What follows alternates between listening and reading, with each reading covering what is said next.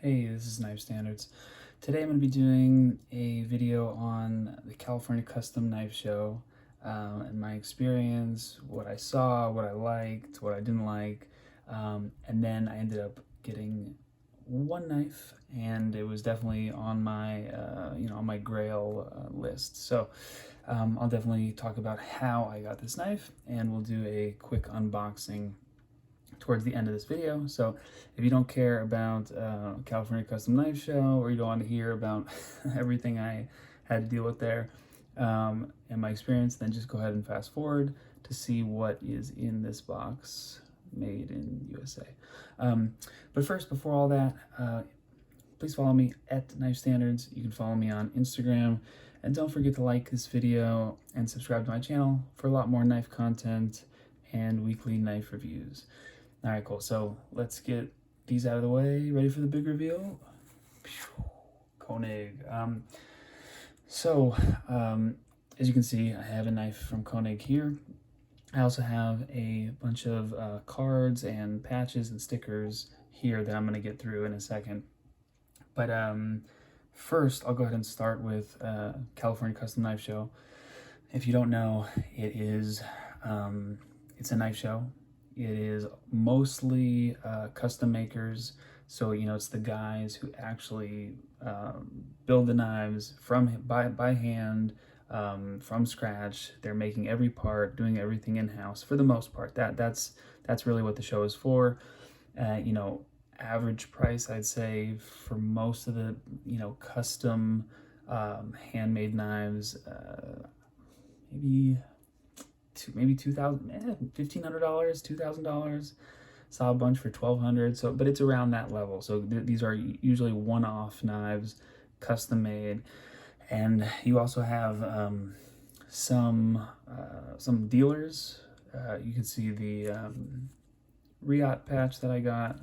Really like Riot, but they were there, selling. It's not necessarily custom knives. They're production knives. It's a production knife company. And then there were a few other dealers that were selling. Someone was selling a bunch of Microtechs and just production models. So there are a lot of dealers. Actually, I wouldn't say a lot. I don't know the exact numbers, but maybe, I don't know, let's say 10 dealers. There's also some like knife material sellers, so like we got the Damascus, I think Vegas, what is it called, Vegas Forge, Vegas Damascus. So they're selling their blade steel. Then you had some knife like scale material and handle material. So I didn't pay that much attention to those dealers that were kind of on the outside dealing the actual knife materials. I felt like that was more for the makers, so they could check out the products and then buy some stuff if they wanted to make more knives. So for me, I was more focused in on a couple of makers, a couple of custom knife makers. And when you say custom, there's a debate. Is it by hand, one-off from scratch? Is it like Koenig, where is it production? Is it custom? Is it, it's kind of that in-between area where is it made every knife by hand by one person? No, definitely not. But is it super high quality?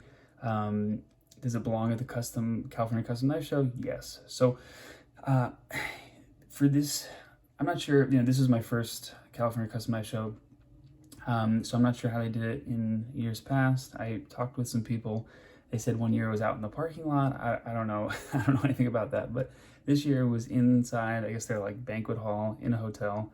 It was really nice. It was cool. Some of the rules leading up to it, I was reading them, kind of confusing. So you can go and camp out the night before. So there were a lot of people that were camped out, and they had their coffee and their their like camper chairs and sleeping bags and whatever. So they wanted to camp out to be let in first.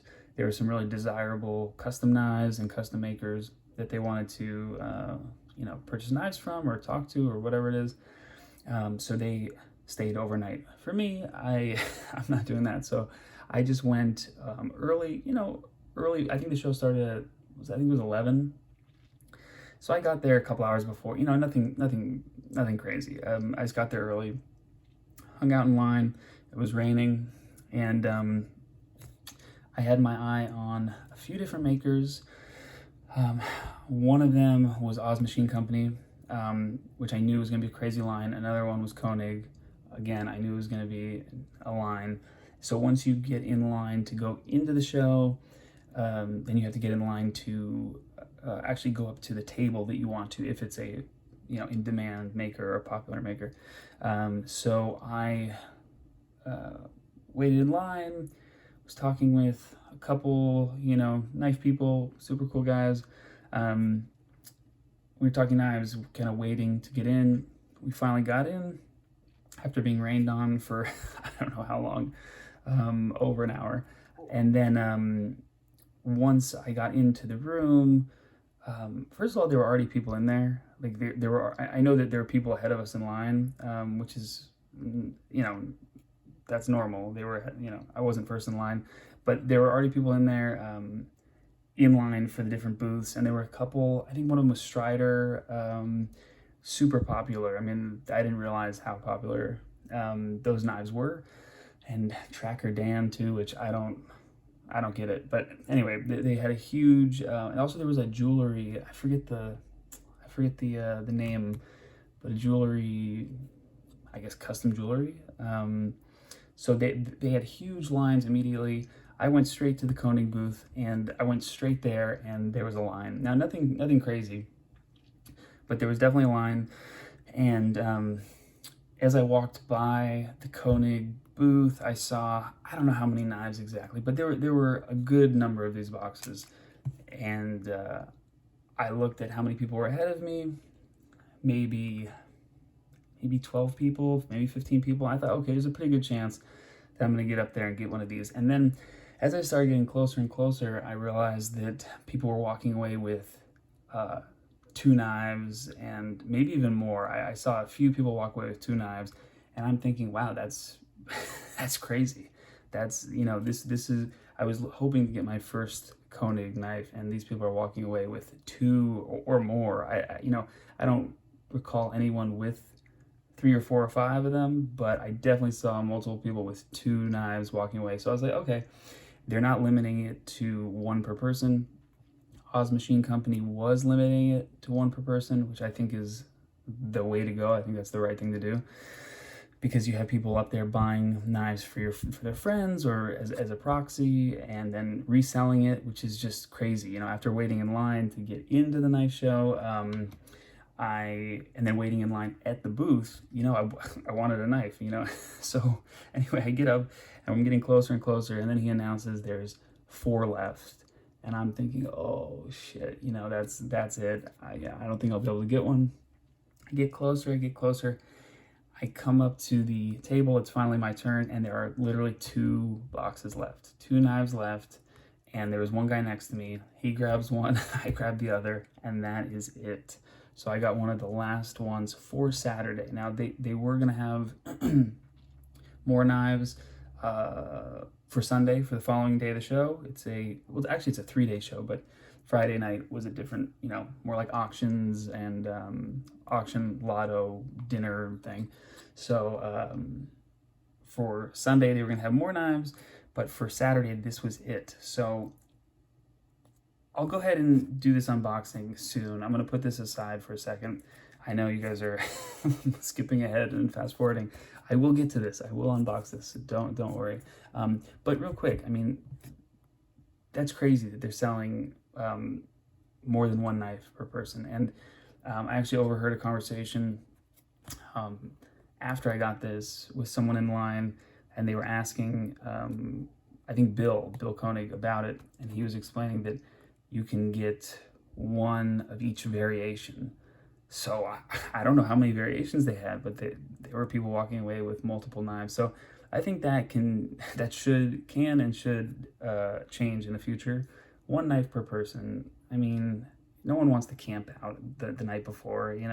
It's not like the line was 50 people long. I had a good spot in line, and I did end up getting a knife, but it was a close call. It was too close of a call. So I definitely think they should change that. I'm not sure what their reasoning behind that is to offer one of each variation if you want to buy more than one knife. But if you're going to offer 200 knives, then sure, that's fine. But they definitely didn't have 200 knives. There just weren't that many on the table. So anyway, that's my only criticism so far. Overall, I think the show went smoothly. The show was fun. I walked around booth by booth and handled a lot of knives, a lot of custom knives, custom makers that I've never seen before. So I'm just going to go through this kind of, little pile of stickers and patches and cards that I got, and talk just a little bit about each makers, because I made sure if it was something impressive or something I really enjoyed, or I had a great conversation with the maker, to get a sticker, to get a card, and to remember to talk to you guys about them so you guys are aware. So first off, we got Riot. Everyone should know Riot, production knife company. They also do a lot of OEM services for knives that I love. You got the they produce the VBR, the Varga by Riot, among many other knives. Something Obscene Company, etc., etc. So they also have their own like in-house designed knives, which some of them I'm not a huge fan of, and some of them are really cool. So the like the K2, I think it is K2, great looking knife. So Riot was there. I grabbed a patch. Always fun to handle their knives. Amazing detents, amazing action. Okay, get that aside. Now let's talk about this next. Let's see, I have more than one. Okay, I think there was one more card. Okay, cool. So next up we have D-Rocket Design. You guys can see contact info. So I went up, and also Lingua Machining. So I spoke with Joey, and then I didn't see cast on rocket, D-Rocket. So I actually did, that's not good. I didn't even catch what's D-Rocket, his name, Caston, I don't know. So that's whoopsies, but I spoke with both of them. I got a sticker, really cool.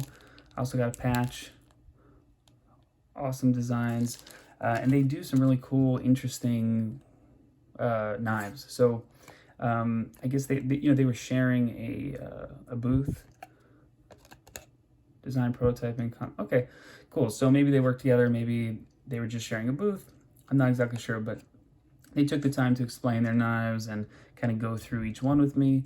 There's a really cool one from D-Rocket where the liner lock is disengaged by a button that's on the side of the knife. So really interesting stuff. Definitely check them out. They were super friendly. Now, let's see, next up, attention to detail. So Douglas Esposito is the co-owner, as it says. So I was speaking with him, and he's a super cool guy. This is the first time that I saw their knives. They have fixed blades, they have folding knives, and they were all really cool, really comfortable, really well designed, and he's making all this stuff by hand. So definitely check them out.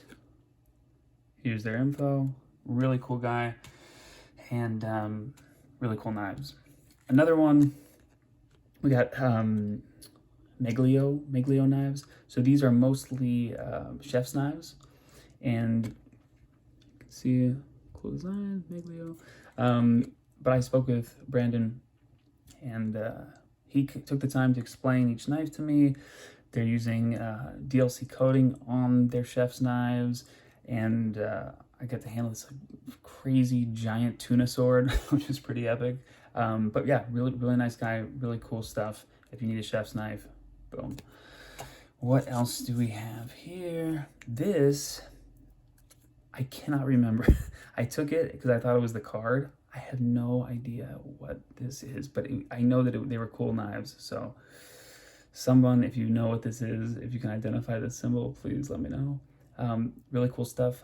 No idea why their contact info is not on this little like POG tab thing. We also got Jason Clark. Cool knives, folders, fixed blades. Sean O'Connell knives, SoCal. Nothing on the back. But these are crazy, crazy, crazy knives. Like, I mean, like crazy, like intricate Damascus and, you know, Damascus handles, and just like I wouldn't want to use the knives. They're so, it's like art, you know? So that was really cool. Now, what else do I have here? Aha, Casey Gray knives, really cool stuff. I enjoyed everything I handled at his table, and he does excellent work. I mean, you know, definitely check him out. Not much else to say about him. It's just great work. Just really solid custom knives. And now these two were kind of the standouts for me. We got Maverick Concepts, and then we got oh my gosh, CMF Metalworks. So Maverick Concepts, I guess he's a newer maker, and he does some epic integral knives. They looked amazing. They felt amazing. Really solid stuff. I think it was one of the few integral custom knives and custom knife makers that I saw at the show. So I thought that was awesome, and super nice guy. And then CMF Metalworks, probably my top pick for handmade custom knives at the show. He was super cool, really nice guy. I got a patch, got a sticker, and his knives, the actions were unreal for custom knives. Because that's the thing, is some of these custom knives that you know, there must have been 50 booths, you know, 100 knives that I played around with and felt the action. And some of them, the action is just not good, you know, and maybe it's not supposed to be like the action of a production knife, but the CMF Metalworks, the action is equal to or better than any production that I've handled. So really cool stuff, really solid stuff. And finally, there was one more maker. I didn't get any of his cards. Oh shoot, you know what? I'll add that to another video. But what was his name? Shoot, you know what? This video is getting kind of long. All good. I know you guys are here for the unboxing, so I'll just get to it. But there was another maker. Maybe in my next video, I'll think of his name. But really cool stuff. Overall, excellent experience at California Custom Knife Show. And I thought that compared to Blade Show, it was not only the better event, but the people were nicer, the makers were nicer, just a friendlier vibe in general from the customers, the people who were attending, and the custom makers. Overwhelmingly positive, friendly environment. Okay, cool. So now that that's out of the way, let's unbox this guy. So I wonder what... Okay, interesting. So supply chain issues. So it's in this kind of plain, nondescript white cardboard box. So I guess they're having supply chain issues with normally it comes in like a kind of a fancy black Koenig box. So, okay, fine. We got a Koenig cloth, wipe down the knife, very cool. Oh shit. All right, put that down. All right, what do we have here? Model Arius blade bowler M390. We got titanium handles, number blank, date October 21st, certificate of authenticity, and we have a Koenig sticker. All right, cool. So let's get this out of the way. And for the moment you guys have been waiting for, 20 minutes in, who fast forwarded? What a freaking knife. Koenig Arius.